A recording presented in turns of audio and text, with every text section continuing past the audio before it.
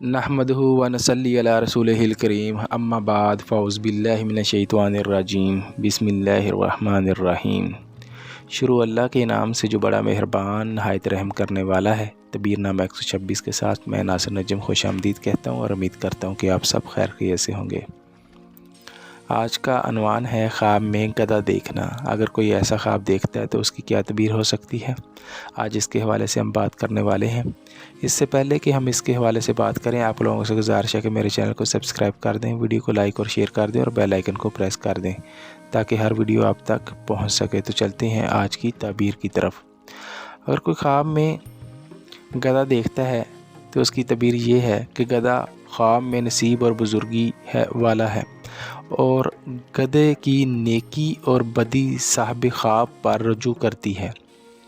اگر دیکھے کہ گدھا اس کی ملکیت ہوا ہے یا اس کے قبضے میں آیا ہے، اس نے گدھے کو پکڑ کر باندھ لیا ہے، تو دلیل ہے کہ خیر کا دروازہ اس پر کھلے گا اور غم سے نجات پائے گا۔ اور اگر بہت سے گدھے دیکھے، دلیل ہے کہ اس کی نعمت اور مال زیادہ ہوگا۔ اور بہترین گدھے کی خواب کی تعبیر کہ یہ کہ گدھا اس کا تابع دار ہو۔ یہی اس کی تعبیر تھی۔ اپنا ڈھیر سارا خیال رکھیے گا۔ اللہ حافظ۔